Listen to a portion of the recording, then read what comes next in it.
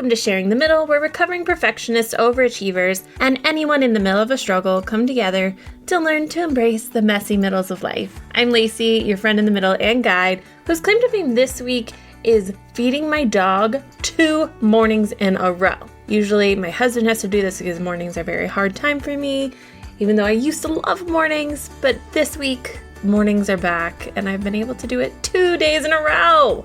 Yes. Today's mini episode it's a not so mini episode because I had my husband Joe join me for the Advice from the Middle and Lacey Love sections, and we got chatting about marriage and our thoughts on advice on marriage and what makes our marriage successful. So you do start off with an essay from the middle from me, and then it's a long Lacey and Joe show, but I think there's some good snippets in there, and I can't wait to hear what you think. Let's jump right in.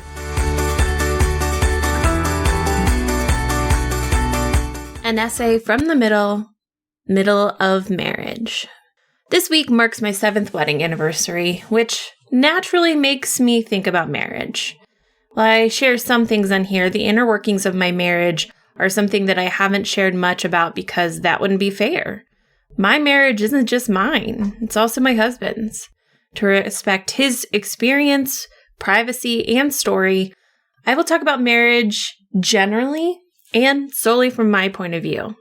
Why write about it at all? Well, being in year 7 or getting to year 7 made me think of the 7-year itch and how this marker could be seen as the middle of marriage. I had to explore it further, as any good friend in the middle would do. 7-year itch. In popular culture, the 7-year itch is the movie that has the iconic Marilyn Monroe sewer grate moment. At some point in my late teens or early 20s, I did try to watch this movie because it made me feel cultured. I don't know, but couldn't get through much of it. I never could be the cool girl who watched old movies like I thought I wanted to be. That being said, it made enough of an impact for me to remember that the 7th year of marriage is when satisfaction greatly declines. I did some very serious research and found that the 7-year itch is a popular belief, sometimes quoted as having psychological backing, that happiness in a marriage or a long-term romantic relationship declines after or around 7 years. From Wikipedia.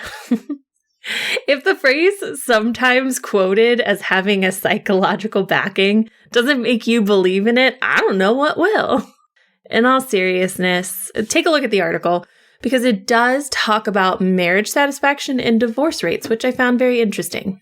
It also made me realize that the movie was made in 1955 and probably didn't take into account the fact that my husband and I were together for 6 years before getting married, and we probably hit the 7-year itch time and moved past it already. Or not, I don't know. And I don't care, because obviously this concept is crap. Look, my marriage isn't perfect, but I'm feeling pretty secure in it, and I don't have any actual concerns about hitting a 7-year itch. It is an interesting thing to think about, though. When you sign up for marriage, most people go into it with the intention for life. My family has a history of long-lasting marriages. My grandparents were married for 63 years, and my parents are going on their 43rd this year. If I go by these examples in my life, 7 years is nothing. I do think that this 7-year itch might mark the true middle of marriage. Certainly no longer newlyweds or in the early years of your marriage. Marriage could definitely feel like a never-ending middle. There's no expected end. As I write this, I realize that while divorce can be devastating, it's not a failure. It's simply the end to a middle that didn't need to continue. It could end up being a much needed end. Marriage is deeply personal. I was scared to write those last 2 sentences. We all have our own individual beliefs about marriage and what it should look like, the rules surrounding it, all of that. I would never want someone who has gone through a divorce to think that I was placing any kind of judgment on them, whether positive or negative. In the same way, when someone declares that they don't want to get married, I don't have an opinion. Marriage is not something to be compared. I've learned it's kind of like my relationship with clothing. The way something fits on me is going to be way different than how it fits on someone else, so we can make our own choices about what fits. I can admire someone else's, I can see something work for them and not for me, and opt out of trends or advice that doesn't serve me. At the end of the day, I see my marriage as sacred. It's not sacred because of any religious beliefs or because it's perfect. It's sacred because it's mine. Marriage is communication. The one piece of advice or consideration I will leave you with is that marriage is built through communication. Whether you like it or not, you are always communicating and creating meaning together. Sometimes, especially in a marriage, the choice to not communicate is communicating meaning anyway. Consider the meaning you're creating together and continue to work to make sure the meaning is truly something shared and that you want. I am proud of the meaning that we've created over the past 7 years.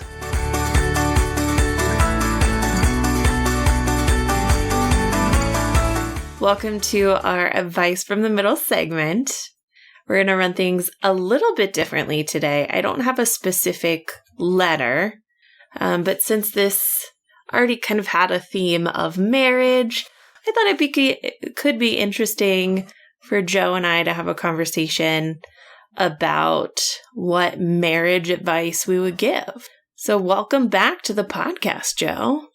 I've been advised by my attorney that I should not speak because it can and will be used against me in the podcast. In the podcast and or the marriage court of law. I mean, you can edit the episode if you really want. That's true. So, but you know that if I edit, I'm going to leave stuff like this in specifically on purpose. I know we both have that stupid sense of humor, and maybe that's our first marriage tip. Have the same stupid sense of humor as your partner. I mean, I guess it's nice to say find someone that has that already, but what if they don't? I don't know.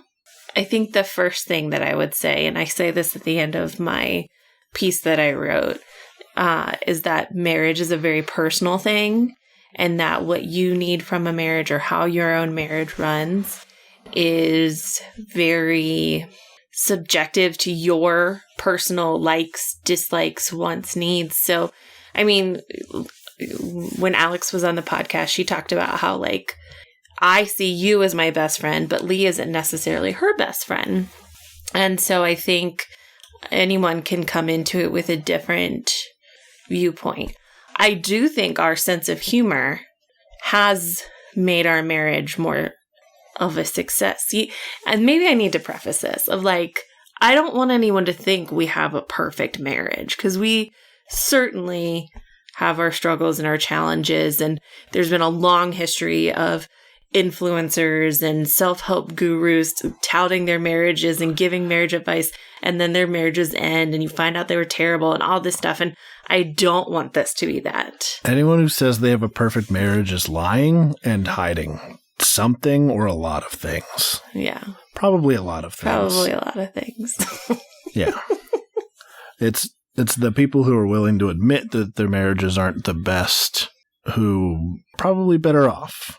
Especially because a certain level of honesty is very much required, even if that's just honesty with yourself. I mean, yes, honesty with yourself, but you do need to have some level of honesty with your partner. Well, yes, but you need to be honest with yourself, first of all, in what your needs and wants are. That's true. Because if you don't figure it out for yourself, if you don't take the time to truly listen to what you want and need, then you'll just end up resentful of your partner when they don't give you what you haven't even figured out for yourself yet. Mm-hmm. And that all falls back into what, to me, is a very large point, but I don't want to quite get there yet. So we'll save it. Do you have like points in your head that you're counting down? Well, just one, but okay. You already know it.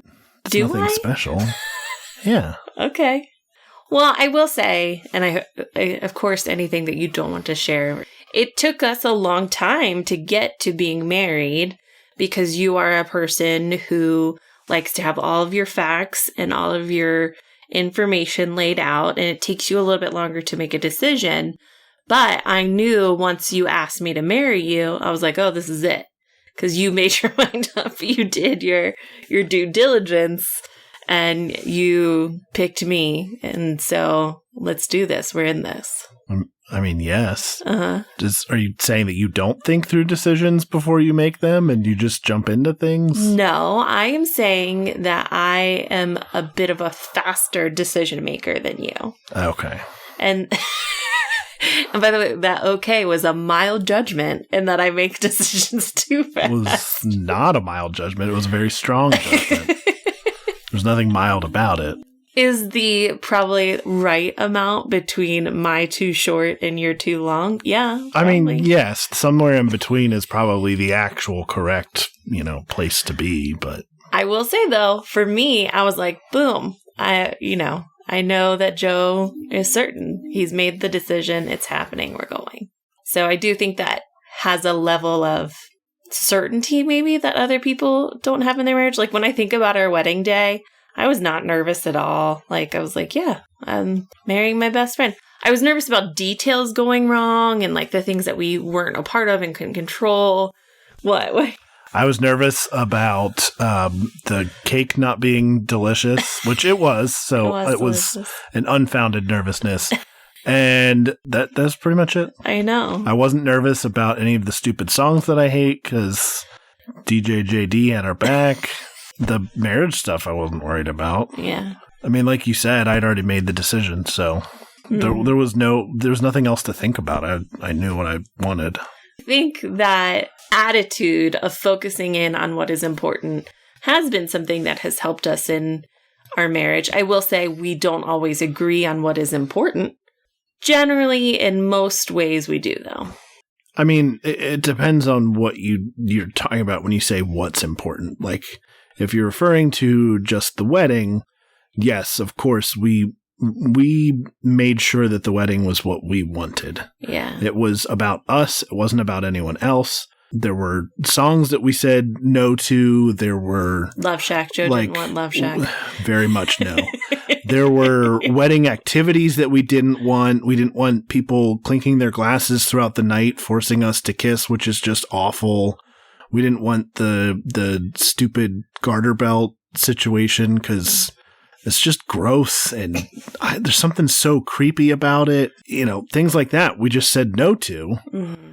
We made it about what we want, not what we're supposed to do, but what we wanted that would make us feel special, which, I don't know, it really helped. I think that also helped with the nervousness too.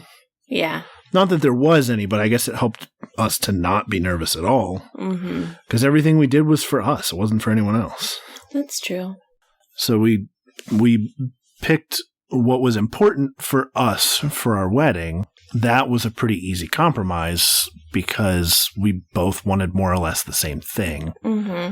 What's important is also can be very different when it comes to values. Yeah. So I think one of the things that before we got married, we were very sure of this because we took our time getting there. Not as long as some people, though. It really wasn't that long of an amount of time. But it was 6 years. Like, I mean, that's. But I'd asked you to marry me before we got to 6 years, so it was 5. It was 5. That is not that long of a period of time. Okay. I know plenty of people who were married or dating for longer than 5 years who are no longer together. So, not that that's neither here nor there. We discussed what was important to each of us, and turns out we both have the same values. Mm-hmm. And I think that if in discussing what is important for both parties, if you can't come to some sort of agreement, it may not work out, but it depends on what it is. Some items are small, some items are big, Yeah, and you get to decide what's small and big. That's part of the process. I mean, right. I know you and I have very similar views about the world and our place in it and how we wanted to raise our children and that kind of stuff. Now, when it gets into the nitty-gritty of parenting, all bets are off, but on the big stuff of parenting. Yeah. But that's, first of all, if we were perfectly in sync on everything, that would be boring. It would be boring. And our children would also be boring. And our children are not boring. Children are very not boring. They're pretty cool. They do all right. But I think it kind of goes back to what I was saying of like, you and I, a sense of humor is a really big deal for us. We both have that as a high value in our life of laughter and not taking everything too seriously. Like, I couldn't imagine being with someone who takes things so seriously. Yeah, that would. For a second, I thought you were going to really go straight man and be like, well, what do you mean? That would be awful. Our core values, what's important to us is in sync. Yeah. We both feel the same way about political issues. We both feel the same way about societal issues. Mm-hmm. We both feel the same way about the larger overall parenting issues. We are somewhat in line on money issues. And I think if we weren't, that wouldn't necessarily be a bad thing, but you have to decide what are the things that are important to you and make sure that they're also important to your partner in some way. Yeah. You know, if I feel very strongly about women's issues or like, you know, other aspects of society and my partner doesn't agree with me, that's not to say you can't have a relationship with that person. Certainly, you know, it's not to say you can't have a long-term relationship with that person, but you have to decide how important that is to you. If women's rights are the most important thing to you, if your partner's not in sync, that's not something you're necessarily just going to get over if it's one of your top values. Now, if that's low on your list of values, that's probably something you can get over. And I would also say if those things are very different and they are important, you got to have some real good communication tools to get over that. Aren't on the same page on those things. You got to figure out how to bridge that gap real good. Yeah. Any other marriage thoughts, old Broseph? Plenty. Well, we've only discussed one single point so far. I know. Are you trying to wrap it up? No, just technically it's a mini episode and we're at almost 20 minutes. I mean, first of all, half of this is going to be cut out. It's probably me going into the microphone anyway. So that's all going to disappear, except for what just happened, because I can almost guarantee even if I'm the one editing, that's probably still going to be left in there just because it's super awkward and, you know. Real quick, it's editing, Lacey, and as I was editing, I realized, you know, this is a really great stopping point that I actually am going to save the second half of Joe and I's conversation for the mini episode next week. So come back next week for Joe and I to finish up our conversation about marriage and marriage advice, and we'll just jump right into Lacey Loves now. Why are we pausing again? I hate you. So our final segment is Lacey Loves, where I talk about things that I love this week, and really just with kind of thoughts and what's on my mind. And I'm going to start with one of the most delightful shows that I've watched in a long time called Jury Duty. It is on Amazon's Freevee channel. Like, I don't know what the right terminology is, but it's their free streaming. I would have thought I would have hated it. I mean, as a matter of fact, in the beginning, Joe was like, I don't understand how you like this. Because it could come off like punked, like very mean. I don't like pranks. I think often pranks are mean. But, so the way this show is it's all actors who are doing a fake trial. And then there's one guy who doesn't know that it's fake. And he is there participating in a documentary about jury duty. Again, you would think that it is mean-spirited, but they either picked just the right person or they did such a good job of setting it up for him to be the hero. And does this man step up to make it lovely? His name's Ronald, which makes it so much better. It does actually make it better. And whose name is Ronald? He is. But I love that he's Ronald and he's like a 29-year-old white dude who I would have gone to high school with. Like, you know what I mean? Yeah. Yes. But yeah, he is with a cast of interesting characters, a la like almost like The Office or Parks and Rec. There's even James Marsden acting like James Marsden, the actor, and it's funny. There's some very outlandish parts, but this man, and they become this little community, and this man really starts to love them, and he wants to help them and connect with them, and it is lovely. It is lovely. So I watched it all myself. I made Joe watch it. I think you have 2 more episodes left. I don't know how many are left. I think he still has 2 more episodes left. I'm excited because the final episode, they do tell him, so you get to kind of see the behind the scenes. And I love some process, and that gives you some insight in the process. The other thing that Joe, do you have any jury duty thoughts before I go on, since I've made you watch it? No, I feel like you covered it pretty well. Have I made jokes about James Marsden? Yeah. Because like people don't know that he's James Marsden. It's funny. Anywho, what? You were going to say something? No, you'd have to watch the show to get it. Yeah. The other thing that I love is kind of a preemptive love. So I apologize. So on TikTok, multiple times now, I've seen people do this hack where they take a vegetable tray and they put it together and put it in their fridge so that it's an easy access point to have vegetables as a snack throughout the week. And there is something about it just being there in the tray with a dip in the middle that I was like, oh my gosh, yeah, I would totally reach for that. Joe's, well, are you not smiling at me? I mean, I am, but you're absolutely correct. It just makes it so much more accessible. So yeah. Got the vegetable tray today. We're going to be putting in an order for groceries probably tomorrow. Next week, I'll update you on how the veggie tray goes.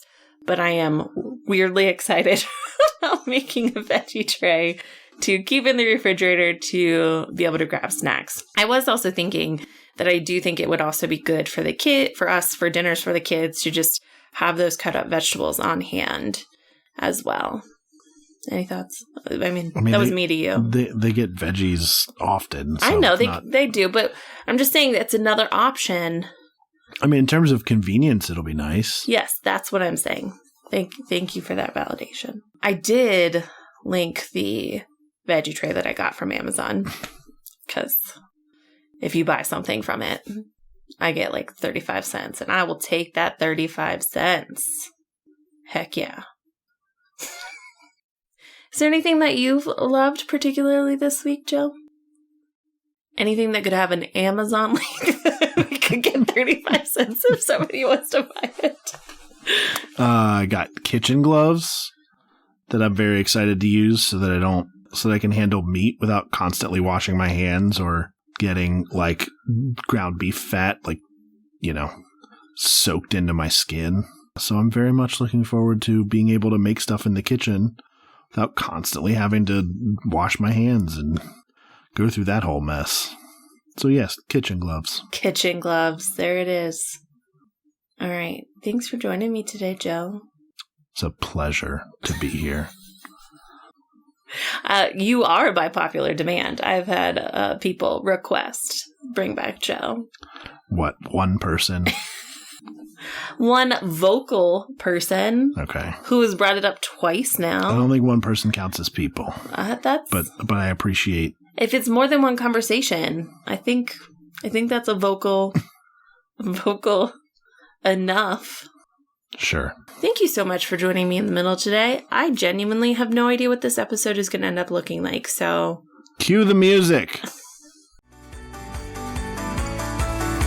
As usual, thank you for sharing the middle with me today. Remember to check out my writings at themiddle.com. That's themddl.com. While you're there, you can sign up for the weekly newsletter to get a little bit more middle in your inbox each week.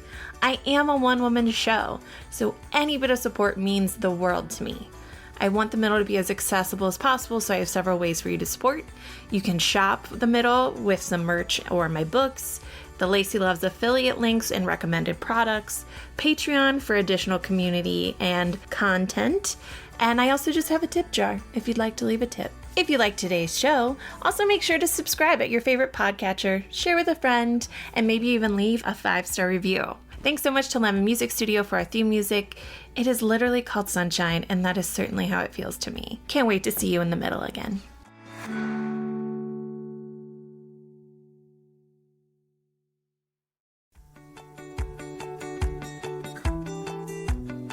Thanks for sharing the middle with me. As always, I hope you've been able to see a little bit of yourself in the story we shared today. Don't forget to follow, share, rate, review, and follow me on social media at Lacey Shares. You can always check out the Joyful Support Movement at joyfulsupportmovement.com and see all of the amazing goodness we have there, like No Shame in the Home Game, Pots of Joy, courses, resources, and of course, the Joyful Support Village. All right, now go out there and spread some joy.